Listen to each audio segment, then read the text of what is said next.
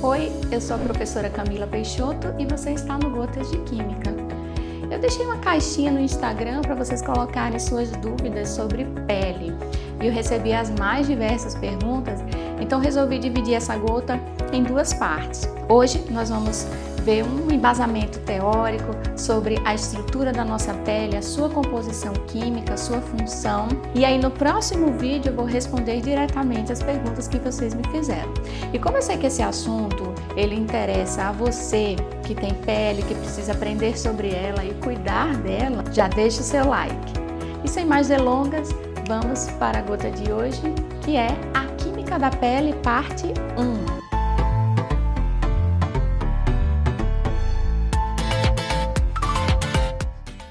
A primeira coisa que você precisa saber é que a pele é um órgão do nosso corpo e é o maior órgão em continuidade.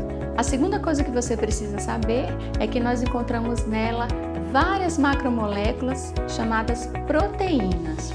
As proteínas são constituídas por aminoácidos. Um aminoácido ele é caracterizado pela presença de um grupo amino e um grupo carboxila. Quando eu tenho vários aminoácidos que se unem, que se ligam entre si, nós temos então a formação de uma proteína. Existem vários aminoácidos conhecidos, porém somente 20 deles fazem parte da constituição das proteínas. Sabendo disso, agora a gente pode seguir então para estudar a estrutura da nossa pele. Fisiologicamente, ou seja, de acordo com a função, a nossa pele ela pode ser dividida em três partes. Nós temos a epiderme, que é essa camada mais superficial. Nós temos a derme, que é a camada intermediária. E mais profundamente, em contato com o músculo, nós vamos ter a hipoderme. Cada uma dessas camadas tem sua estrutura e suas funções definidas. E é o que nós vamos aprender agora. Essa camada mais superficial, a epiderme, ela é conhecida na medicina como um tecido epitelial estratificado, pavimentoso, queratinoso. Agora nós vamos falar em português, né? É um tecido epitelial porque ele reveste, ele cobre o nosso corpo. Ele é estratificado porque é dividido ali em camadas. Nós temos camadas de células que podem ser de 4 a 5 camadas, dependendo da região do nosso corpo. Ele é considerado pavimentoso porque é contínuo, como a pavimentação das nossas ruas, né? A gente quer que elas sejam contínuas, que não tenha buraco. Então a nossa pele, ela é pavimentosa, ela é contínua. E essa camada mais superficial, ela é queratinizada. É um tecido queratinoso. O que isso significa? Existem células especializadas na epiderme chamadas queratinócitos. E esses queratinócitos são responsáveis pela produção de uma proteína, a queratina. A queratina é uma proteína composta aí por 21 aminoácidos ligados entre si, né? Ficam unidos entre si por ligações de hidrogênio. E o principal aminoácido que compõe essa proteína, a queratina, é a cisteína, tá? Aqui é a fórmula dela. E como a gente já falou anteriormente, né? Cisteína é um aminoácido, então a gente vê aí o grupo amino e o grupo carboxila. A queratina tem uma função muito especial nessa região aqui da nossa pele.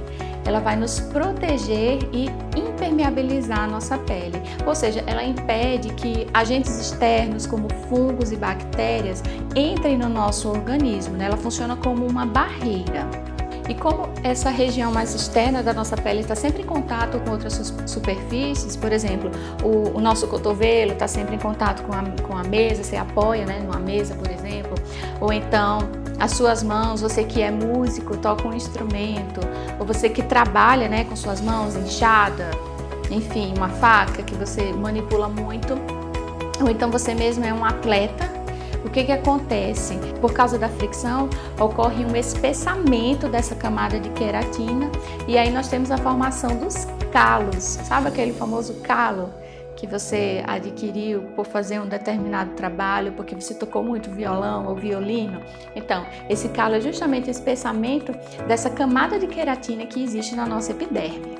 Inclusive, essa questão da queratina ela é tão importante, né, que existem muitos produtos cosméticos que possuem queratina hidrolisada, ou seja, que você vai usar e ela vai ter a função de hidratar essa camada da sua pele, manter sempre hidratada. Falando em hidratação, além dessa camada de queratina, nós temos ainda um manto hidrolipídico, ou seja, uma mistura de água e óleo que vem trazer hidratação e manter a hidratação da nossa epiderme.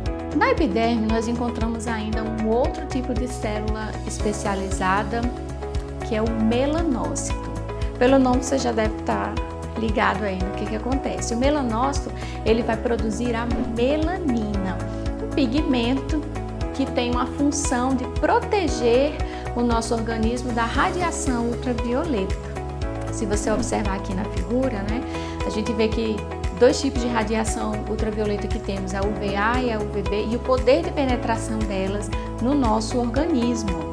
A radiação UVB, ela nos atinge e ela fica aqui só na região da epiderme, enquanto a radiação UVA, ela pode penetrar atingindo a região da derme, até a camada intermediária da nossa pele. E aí o nosso organismo, né, muito sábio, já prevendo isso, ativa os melanócitos que vão produzir a melanina. Agora, o que a gente chama de melanina, na química, na verdade, são duas substâncias químicas diferentes. Nós temos a feomelanina e a eumelanina. Qual que é a diferença entre as duas? A feomelanina é esse pigmento de coloração mais clara, amarelada, avermelhada. Já a eumelanina é o pigmento escuro, né, amarronzado, acastanhado. O nosso organismo produz os dois tipos de pigmento. Agora, dependendo da quantidade de cada um que é produzido, nós vamos ter um tom de pele mais claro ou um tom de pele mais escuro. E pensando nessa diversidade, né, de tons de pele, cabelo, cores de olhos que existem, em 1976 o médico Thomas Fitzpatrick, ele elaborou uma escala de cores, digamos assim. Uma classificação, né, dos fototipos de pele de acordo com a capacidade da pele de se queimar ou se bronzear no sol, né, pela exposição solar. E aí ele classificou em 6 fototipos de pele, que vai do 1 ao 6, sendo o 1 a tonalidade mais clara e o 6 já a pele negra. Então, o que caracteriza cada fototipo desse, né? Os fototipos 1 e 2 vão ser aquelas pessoas cujos melanócitos vão produzir mais feomelanina, ou seja, vão ter uma coloração mais clara, tem a tendência de se queimar no sol, não ficam bronzeadas. Os fototipos 3 e 4 já são aqueles tons de pele intermediários, são pessoas que, se prolongarem muito, né, a sua exposição solar, vão se queimar, mas elas já conseguem se bronzear. Já nos fototipos 5 e 6, os melanócitos produzem mais eumelanina, ou seja, essas pessoas vão ter uma coloração, um tom de pele mais escuro e, consequentemente, vão ter uma maior resistência à exposição solar, uma maior resistência à radiação. Aí são as peles negras, né, que quando expostas ao sol se bronzeiam, né, e raramente se queimam. Agora nós vamos entrar na nossa segunda camada, na segunda parte da nossa pele, que é essa estrutura intermediária que nós chamamos de derme. A derme já é um tecido conjuntivo frouxo e nela nós vamos encontrar algumas estruturas muito importantes. Nós temos vasos sanguíneos, temos terminações nervosas, o folículo piloso, né, de onde nascem os nossos pelos. Encontramos também as glândulas sebáceas e as glândulas sudoríparas. Cada uma dessas estruturas presentes na derme tem uma função importante. A gente pode inclusive dizer que a derme é como se fosse a casa de máquinas da nossa pele, onde faz tudo funcionar. Então, as veias, as artérias, por exemplo, presentes, elas são responsáveis pela nutrição da nossa pele. O folículo piloso, onde nasce o nosso pelo, e o músculo eretor desse pelo, eles são responsáveis pela termorregulação, ou seja, vão nos auxiliar quando a gente estiver num ambiente muito quente ou quando a gente estiver num ambiente muito frio também.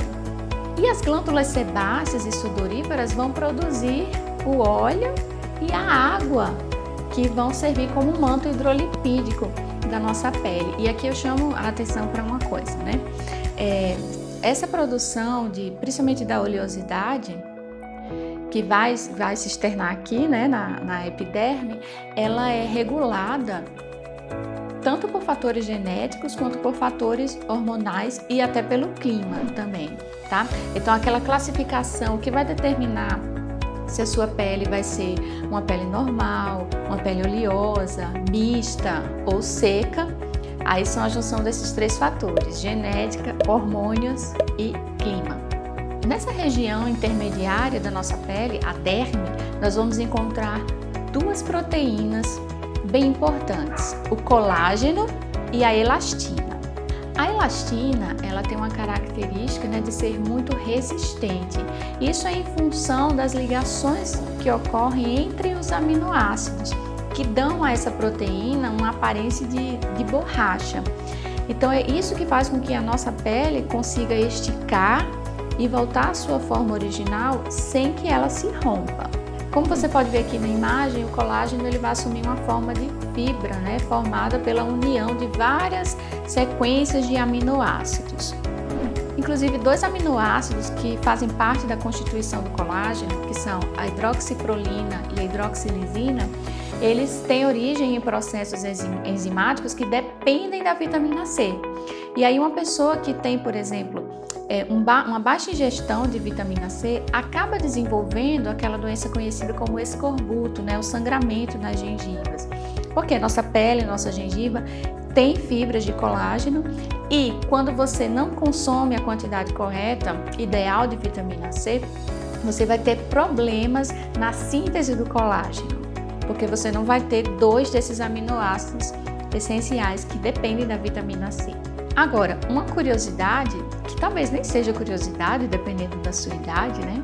Quando nós atingimos a puberdade, o nosso organismo para de produzir elastina. E aí começa o processo de envelhecimento. E com o passar do tempo, o colágeno que existe nessa camada da pele, ele vai se tornando mais fraco, menos resistente. E aí começam os problemas de flacidez e começam a surgir aí as rugas, as temíveis rugas. Por isso é importante a gente ter uma alimentação balanceada, justamente para suprir essa ausência da produção de elastina e de colágeno. E aí vale a pena você consumir alimentos ricos em ômega 3 e, por exemplo, a semente de uva, né, que é rica em polifenóis, que são antioxidantes naturais. E por fim, chegamos à última camada mais profunda da nossa pele, a hipoderme. A hipoderme é um tecido conjuntivo adiposo.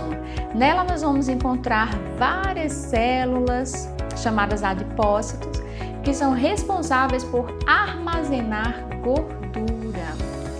E o que mantém esses adipócitos unidos é também a presença de colágeno nessa região da pele. E aqui a gordura tem algumas funções bem importantes, né? Além de dar estrutura para a nossa pele, ela vai funcionar como reserva de energia, né, para o funcionamento do nosso metabolismo, vai funcionar como isolante térmico e até como proteção contra pancadas, né, aqui para os órgãos internos. E aqui nós encerramos essa primeira parte sobre a química da pele. Se você ficou com alguma dúvida, deixa aqui nos comentários, vai ser um prazer responder. Compartilhe esse vídeo com todas as pessoas que você conhece que tem pele e fica ligado porque no próximo eu vou responder as suas perguntas. Um beijo e até a próxima gota. Tchau!